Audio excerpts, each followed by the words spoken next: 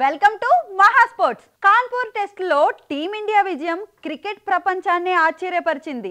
2.5 రోజులకు పైగా మ్యాచ్ వర్షార్పణమైన టెస్ట్లో మొత్తంగా 173.2 ఓవర్లే పడిన తరుణంలో చివరి రోజు చివరి సెషన్ కూడా రాకముందే విజయం సాధించడం రోహిత్ సేన చేసిన అద్భుతమే. పరిమిత ఓవర్ల క్రికెట్లో కనిపించే ధనాధన్ బ్యాటింగ్ టెస్టుల్లోనూ తరచూ కనిపించేదే. వివ్ రిచర్డ్స్, వీరేంద్ర సెహ్వాగ్ల విషయంలో ఇది చూశాం. దూకుడైన బ్యాటింగ్తో బంతికో పరుగు చొప్పున స్ట్రైక్ రేట్ మెయింటైన్ చేస్తూ అనూహ్యంగా ఇన్నింగ్స్ డిక్లేర్ చేసి ప్రత్యర్థిని ఒత్తిడిలోకి నెట్టి మరీ విజయం సాధించే ఇంగ్లాండ్ బజ్బాల్ వ్యూహాలను మనం చూశాం. అయితే కాన్పూర్ టెస్ట్లో రోహిత్ అమలు చేసిన వ్యూహం వీటన్నిటికీ మించింది. 2.5 రోజులకు మించి ఆట వర్షార్పణమైన విజయమే లక్ష్యంగా పరుగుల కోసం తెగబడి బంగ్లాను తడబాటుకు గురిచేసి సగం రోజు మిగిలి ఉండగానే విజయం సాధించింది టీమిండియా. బంగ్లాతో సిరీస్ అంటేనే అభిమానుల్లో సహజంగానే ఆసక్తి కనిపించదు. కానీ పాక్ను దాని సొంత గడ్డపైనే చిత్తు చేసిన తరుణంలో విజయోత్సాహంతో వచ్చిన బంగ్లా పులులు సొంత గడ్డపై భారత్తో ఎలా తలపడతారనే ఆసక్తి కాస్త పెరిగింది. దానికి తోడు తొలి టెస్టులో తొలి రోజు టీమిండియా టాప్ ఆర్డర్ను కూల్చి దడ పుట్టించింది బంగ్లా. అశ్విన్, జడ్డూల అసాధారణ ప్రతిభతో మ్యాచ్ నెగ్గిన రోహిత్ సేనకు అప్పుడే కర్తవ్యం తెలిసొచ్చింది. ఏమాత్రం అజాగ్రత్తగా ఉన్న టెస్ట్ ఛాంపియన్షిప్ రేసులో వెనుకబడతామనే విషయం అర్థమైంది. దానికి తగ్గట్టే టీమిండియా సిద్ధమైంది. రెండో టెస్ట్ వర్షార్పణమైతే వరల్డ్ ఛాంపియన్షిప్ గణాంకాలు మారి ఉండేవి. ఈ విషయం అర్థమైన రోహిత్ సేన గెలవాలన్న కాంక్షతోనే బ్యాటింగ్ జులిపించింది. తొలి ఇన్నింగ్స్ తొలి 2 బంతులను సిక్సర్లుగా మలచి తమ ఉద్దేశమేంటో స్పష్టంగా చెప్పాడు రోహిత్. పేసర్ ఆకాశ్ దీప్ సైతం 2 భారీ సిక్సర్లు దంచాడు. జట్టు మొత్తం ఇదే ఆటతీరు ప్రదర్శించడంతో టెస్టు కాస్త వన్డేగా, కొన్ని సందర్భాల్లో 2020గా మారింది. టీమిండియా తన ఆటతీరుతో బోర్డర్ గవాస్కర్ ట్రోఫీకి ముందు ఆసీస్ శిబిరంలోనూ కలకలం రేపింది. సొంత గడ్డపై టెస్ట్ సిరీస్ను గత 2 పర్యాయాల్లో వదులుకున్న కంగారూలపై మరింత ఒత్తిడి పెంచేలా అనూహ్యమైన అద్భుతమైన విజయాన్ని సాధించింది టీమిండియా. టెస్ట్ ఛాంపియన్షిప్ను ఈసారైనా నెగ్గాలనే తలంపుతో టీమిండియా అందుకు తగ్గట్లే వ్యూహాలు రచిస్తోంది. విదేశీ పిచ్చులకు అలవాటు పడేలా 2 మ్యాచుల్లోనూ పేస్ పిచ్చులను రూపొందించుకుని విజయాలు సాధించింది. తొలి టెస్టులో చెన్నై పిచ్ గతంలో ఎన్నడూ లేనంతగా పేసర్లకు సహకరించింది. కాన్పూర్లోనూ పరిస్థితులు పేసర్లకు సహకరించాయి. టాస్ గెలిచిన భారత్ ముందుగా బౌలింగ్ ఎంచుకోవడానికి కారణమిదే. బ్యాటింగ్కు సవాల్ విసిరిన పరిస్థితుల్లో రోహిత్ సేన నిలిచి గెలిచింది. ప్రతిష్టాత్మకమైన బోర్డర్ గవాస్కర్ సిరీస్కు ముందు ఆత్మవిశ్వాసం కూడగట్టుకోవడానికి ముందున్న కివీస్ సిరీస్లోనూ టీమిండియా ఇలాగే భిన్నమైన వ్యూహాలను అనుసరించే అవకాశం ఉంది. బంగ్లాదేశ్తో జరుగుతున్న 2వ టెస్టు మ్యాచ్లో టీమిండియా బ్యాటర్లు అద్భుతం చేశారు. దూకుడైన ఆట తీరుతో టెస్ట్ క్రికెట్లోని పాత రికార్డులని చెరిపేశారు. అంతేనా, అనేక ప్రపంచ రికార్డులు కూడా సృష్టించారు. కాన్పూర్లోని గ్రీన్ పార్క్ మైదానంలో బంగ్లాదేశ్తో జరుగుతున్న 2వ టెస్ట్ మ్యాచ్లో తొలి ఇన్నింగ్స్లో టీమిండియా అద్భుత బ్యాటింగ్ ప్రదర్శించింది. 34.4 ఓవర్లు మాత్రమే బ్యాటింగ్ చేసిన టీమిండియా 9 వికెట్లు కోల్పోయి 285 పరుగులు చేసింది. 285 పరుగుల దూకుడులో భారత్ బ్యాట్స్మెన్ ఎన్నో ప్రపంచ రికార్డులు సృష్టించారు. ఆ రికార్డులేమిటో తెలుసుకుందాం. టెస్ట్ క్రికెట్ చరిత్రలో అత్యంత వేగంగా 50 పరుగులు చేసిన ప్రపంచ రికార్డును టీమిండియా సొంతం చేసుకుంది.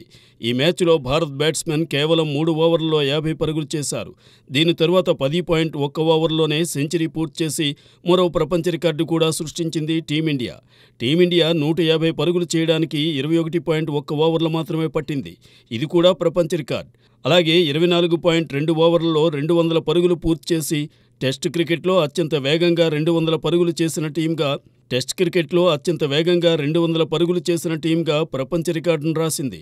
టెస్ట్ క్రికెట్లో అత్యంత వేగంగా 250 పరుగులు చేసిన ప్రపంచ రికార్డు ఇంగ్లాండ్ జట్టు పేరిట ఉంది. 2022లో పాకిస్తాన్పై ఇంగ్లాండ్ 33.6 ఓవర్లలో 250 పరుగులు చేసింది. అయితే ఇప్పుడు ఈ రికార్డును టీమిండియా బదులు కొట్టింది. కేవలం 30.1 ఓవర్లలో 250 పరుగులు చేసి భారత బ్యాట్స్మెన్ సరికొత్త ప్రపంచ రికార్డు సృష్టించారు. బంగ్లాదేశ్తో జరిగిన తొలి ఇన్నింగ్స్లో టీమిండియా బ్యాటర్లు మొత్తం 11 సిక్సర్లు కొట్టారు. ఈ 11 సిక్సర్లతో టెస్ట్ క్రికెట్లో ఒకే ఏడాది అత్యధిక సిక్సర్లు బాదిన ప్రపంచ రికార్డును టీమిండియా సొంతం చేసుకుంది. ఇంతకుముందు ఈ రికార్డు ఇంగ్లాండ్ జట్టు పేరిట ఉండేది. ఈ మ్యాచ్లో టీమిండియా 8.22 రన్ రేట్తో 285 పరుగులు చేసింది. ఇది కూడా ప్రపంచ రికార్డు. అంతకుముందు తొలి ఇన్నింగ్స్లో 200కు పైగా పరుగులు చేసిన ప్రపంచ రికార్డు ఆస్ట్రేలియా జట్టు పేరిటే ఉంది. 2017లో పాకిస్తాన్పై ఆసీస్ 7.53 సగటుతో 241 పరుగులు చేసింది. ఇప్పుడు టీమిండియా 8.22 రన్ రేట్తో 285 పరుగులు చేసి సరికొత్త ప్రపంచ రికార్డును సృష్టించింది. రోహిత్ శర్మ, యశస్వి జైస్వాల్ టెస్ట్ క్రికెట్ చరిత్రలో మరో రికార్డు క్రియేట్ చేశారు. ఫాస్టెస్ట్ ఓపెనింగ్ పార్ట్నర్షిప్ రికార్డు వీరిదే. ఈ జోడీ 14.34 రన్ రేట్తో 55 పరుగులు చేసింది. అంటే కేవలం 23 బంతుల్లోనే 55 పరుగులు చేసింది. గతంలో ఈ record Ben Stokes, Ben Duckett పేరిట ఉండేది. ఈ జోడీ 44 బంతుల్లో అజేయంగా 87 పరుగులు చేయడం ఇప్పటివరకు రికార్డ్. హిట్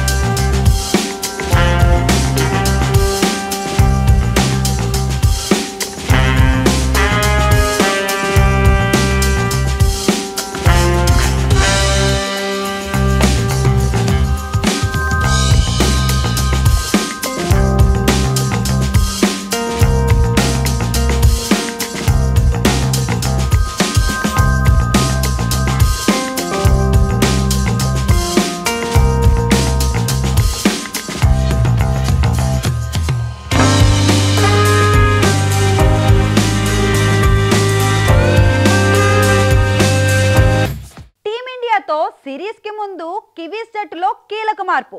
ఇప్పటిదాకా కెప్టెన్ గా బాధ్యతలు నిర్వర్తించిన టిమ్ సౌదీ కీలక సిరీస్ కి ముందు నిస్సహాయత వ్యక్తం చేశాడు. కెప్టెన్సీ నుంచి తాను వైదొలుగుతున్నట్లు ప్రకటించాడు. జట్టు ప్రయోజనం కోసమే అతని నిర్ణయం తీసుకున్నట్లు కివీస్ కోచ్ వెల్లడించారు. లంకతో సిరీస్ ఓటమి నేపథ్యంలో ఆ జట్టు సారథి టిమ్ సౌదీ కీలక నిర్ణయం తీసుకున్నాడు. టెస్ట్ కెప్టెన్సీని వదిలేసుకున్నాడు.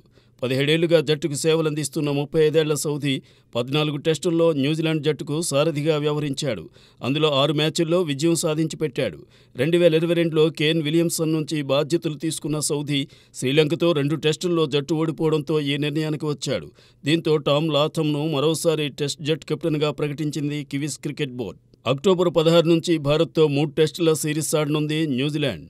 వరల్డ్ టెస్ట్ ఛాంపియన్షిప్ సాధనే లక్ష్యంగా జోరు మీదున్న టీమిండియాను దాని సొంత గడ్డపై ఎదుర్కోవడం కివీస్కు పెనుసవాలే. ఈ నేపథ్యంలో సౌదీ కెప్టెన్సీ నుంచి వైదొలగడం కివీస్కు షాకే. అయితే జట్టు కోసమే కెప్టెన్సీని వదులుకున్నాడంటూ కోచ్ గ్యారీ స్టీడ్ సౌదీని వెనకేసుకొచ్చాడు. కివీస్ అత్యుత్తమ క్రికెటర్లలో సౌదీ ఒకడని, మరికొంతకాలం టెస్టుల్లో రాణించే సత్తా అతనికుందంటూ సౌదీలో ఆత్మవిశ్వాసం నింపేందుకు ప్రయత్నించాడు. బ్యాటింగ్ దిగ్గజం బాబర్ అజం పరిమిత ఓవర్ల కెప్టెన్సీకి గుడ్ బై చెప్పేశాడు.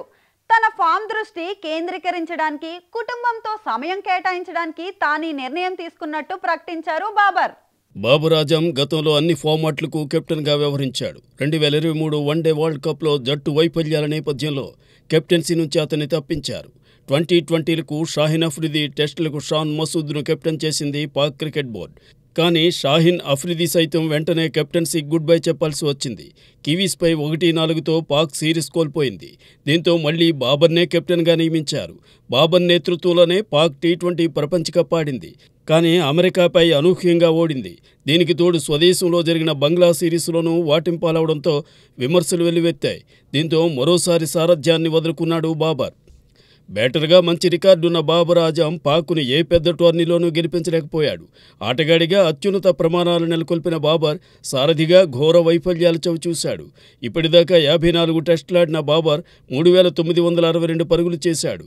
117 వన్డేల్లో 5,729 పరుగులు, 123 2020ల్లో 4,145 పరుగులు చేశాడు. పాక్ జట్టుకు కెప్టెన్గా వ్యవహరించడం తనకెంతో గౌరవమని, పనిభారం పెరగడం వల్ల సారథ్యాన్ని వదులుకుంటున్నానని ప్రకటించాడు బాబర్. వ్యక్తిగత జీవితానికి ప్రాధాన్యమిస్తానని, బ్యాటర్గా మెరుగ్గా రాణించేందుకు కృషి చేస్తానన్న బాబర్ తనకింతవరకు మద్దతు ప్రకటించిన వారికి, తనపై విశ్వాసం ఉంచిన వారికి ధన్యవాదాలు తెలిపాడు. ఇది ఇవాల్టి మహా స్పోర్ట్స్ లోని అప్డేట్స్. మరిన్ని అప్డేట్స్ తో మళ్ళీ కలుద్దాం. అంతవరకు కీప్ వాచింగ్ మహా మ్యాక్స్.